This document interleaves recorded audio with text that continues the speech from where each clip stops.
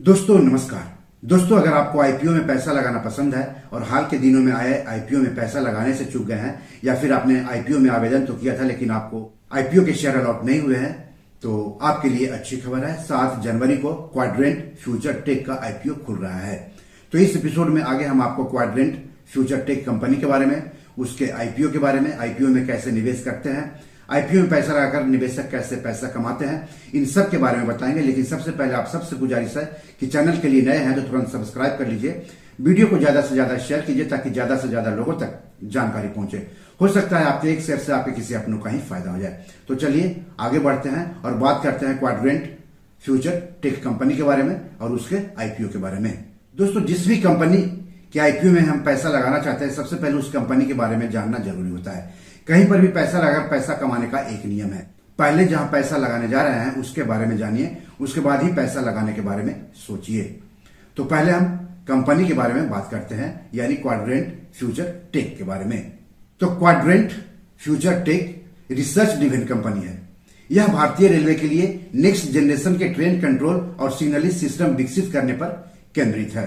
इसमें यात्री सुरक्षा को प्राथमिकता दी जाती है। यह एक उन्नत इलेक्ट्रॉन बीम विकिरण केंद्र से सुसज्जित स्पेशलिटी केबल विनिर्माण सुविधा भी संचालित करती है।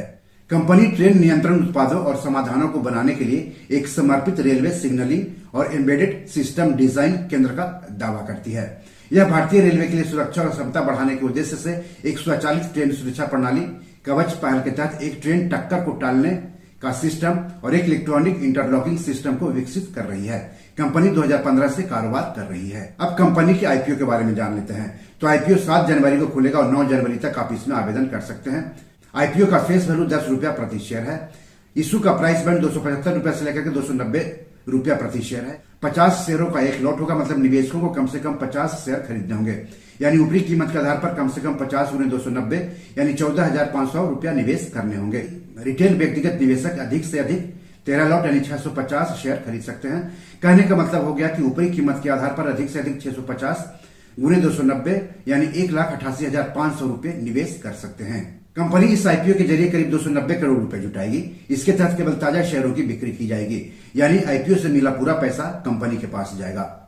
किसी भी आईपीओ के निवेश के लिए खुलने के बाद उसे शेयर बाजार पर लिस्ट होने तक कई चरणों से गुजरना होता है। आपने किसी आईपीओ में आवेदन कर दिया, इसका मतलब ये नहीं हुआ कि आपको आईपीओ मिल ही जाएगा। जिन निवेशकों को आईपीओ मिलता है उनको आईपीओ का शेयर अलॉट किया जाता है। जिन निवेशकों को आईपीओ का शेयर नहीं मिलता है उनको उनका पैसा वापस कर दिया जाता है, यानी पैसा रिफंड कर दिया जाता है। तो आईपीओ अलॉट करने की भी तारीख तय होती है और आईपीओ अलॉट नहीं होने पर पैसा वापस करने यानी रिफंड करने की भी तारीख तय होती है। जिन निवेशकों को आईपीओ के शेयर अलॉट किए जाते हैं उनको आईपीओ के शेयर उनके डीमैट खाते में ट्रांसफर किया जाता है और शेयर ट्रांसफर करने की भी तारीख तय होती है। तो किसी भी आईपीओ में पैसा लगाने से पहले इन तारीखों को जरूर याद रखना चाहिए। तो आगे हम क्वाड्रेंट फ्यूचर टेक के आईपीओ की अलग अलग तारीखें क्या है उसके बारे में बताएंगे।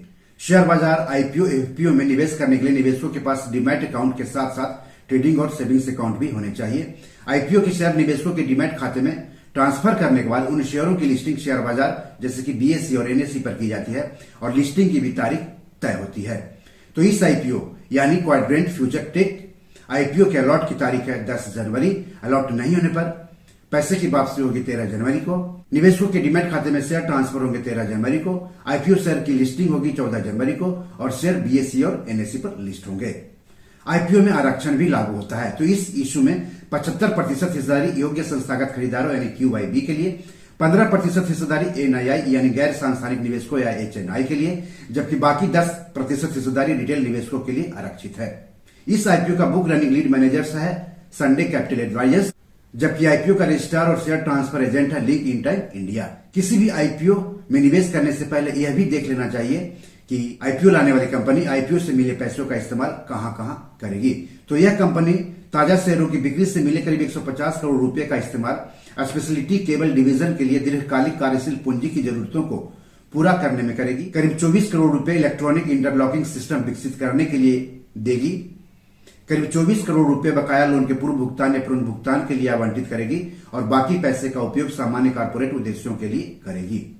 दोस्तों किसी भी आईपीओ में पैसा लगाने से पहले एक बात और ध्यान में रखिएगा कि शेयर बाजार में किसी भी शेयर या आईपीओ में निवेश करने से पहले अपने वित्तीय सलाहकार से बात जरूर कर लें। ऐसा नहीं करने पर आपको आर्थिक रूप से नुकसान उठाना पड़ सकता है। तो अगर आपने रिस्क और रिटर्न को ध्यान में रखते हुए इस आईपीओ में निवेश करने का फैसला कर लिया है तो जान लेते हैं किसी भी आईपीओ में निवेश कैसे करते हैं। Share market rights issue. IPO FPO में निवेश करने के लिए सेविंग्स अकाउंट के अलावा निवेशकों के पास ट्रेडिंग और डीमैट अकाउंट भी होना चाहिए।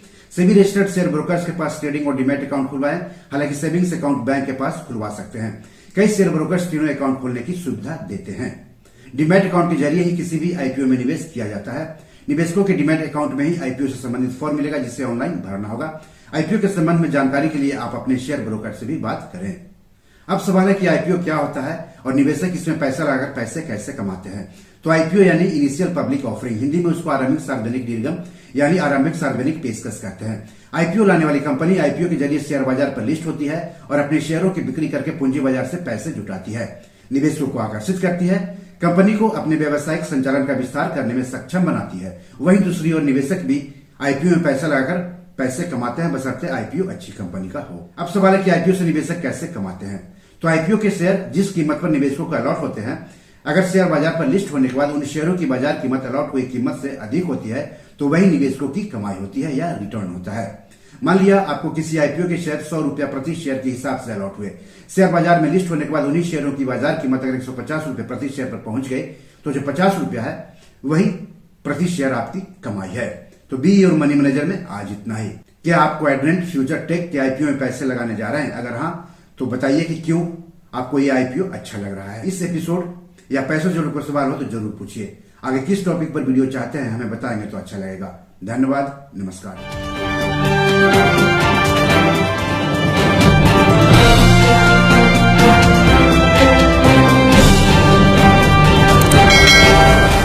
दोस्तों ये मेरी 7 किताब है जो कि amazon.com पर पब्लिश है। आप इसे डाउनलोड करके पढ़ सकते हैं। इन किताबों के लिंक्स इस वीडियो के डिस्क्रिप्शन में दिए हुए हैं। इन 7 किताबों में से 5 किताब मनी मैनेजमेंट पर है, यानी पैसा निवेश करके अधिक पैसा कैसे कमाएं पर आधारित है।